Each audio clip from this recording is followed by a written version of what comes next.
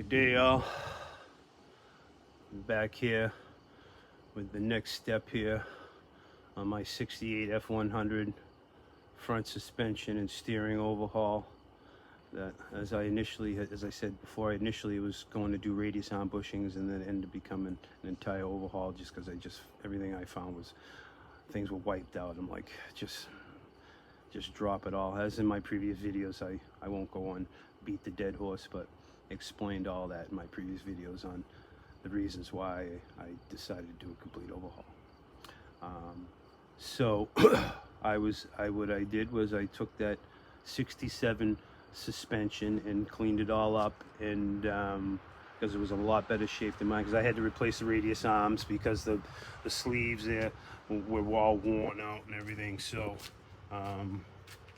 yeah, so the stage I'm at now is I just have to finish the steering. So I painted that up and I put that together, and as I measured the old one and made that one the same length to get it close, so when I do go to get it lined up, it should be pretty darn close, because I have it set up now with I set the steering wheel straight, and I put the drag link in, and it all seems to be lining up pretty darn well. So I'm not going to mess with the geometry and just leave it alone.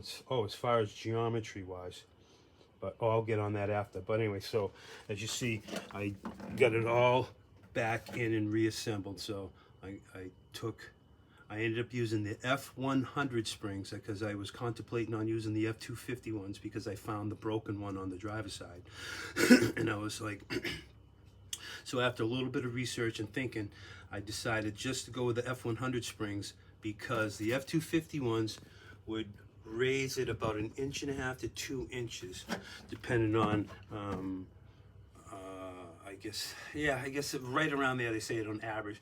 So, and they said what could happen too is it messes with the geometry of the aligning it up. So I was like, these are already temperamental already. You can't really do the camber, I believe, because caster, there was like, I think you had to like start bending the I-beams. It was all, and then shimming them, I believe, for the camber, if I'm not mistaken, but I digress.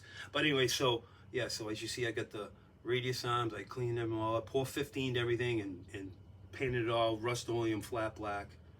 There's the Suspensia, because I wasn't able to get the MOOG drag link, but I got that all looped up with anti-seize, and just in there, as I got to see, I got all that paint. So I have to put the front brake line and the shocks.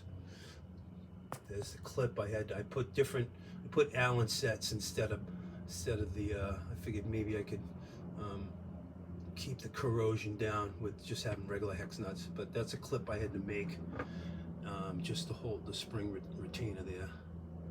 I just took a piece of metal and bent it, but so yeah, so there's the new bushings. I got them in there. Where are we here? Oh yeah, they are. Yeah, the castle nut. Yeah, so there we go there. And what I did was I just matched the old ones. The distance, the thread count. As you see on my little chart here, shock nut face outside, radius arm, castle nuts, you have 5 threads exposed. I have to write stuff down now because my brain can't remember anything. Yeah, and there's my other to-do lists, but I haven't added them. But this one here, torsion, bushing, drag link, tie rods, got all that done. Yeah, I ended up using the F100 springs, as you can see. Anyway, so yeah, I did that because, like I said, the F250 would have messed with the geometry of the alignment, and I was like, I don't want to make it any harder than it already is. But so yeah, pretty happy with that. And the only other thing I had to do is I had to switch out the backing plates, because my original drums, well, shoes were wider. They were like 2 inches big. I can't recall off the top of my head, but so the diameter was the same, but the shoe size is different, because when I did this initially, I put brand new wheel cylinders and wheel bearings. I did everything. So Yeah, so I'm pretty happy with how that all cleaned up. So I just need to install this tie rod. Yeah, the only thing I found with it was here. There was a piece of slag that was in there that I had to cut out because I was like, yeah, that's not going to be able to spread once that opens up, once that starts threading in there. But yeah, I anti-seized it all, sprayed it all up, and sprayed it a couple of different times. But yeah, here's the other side. Yeah, spring. Put some light in there. So yeah, and I used the Allens on the top of that one too. But yeah, see the new bushings. Yeah, I had put new wheel bearings in there and everything when I first initially did that. So like I said, I just got the one flexible line.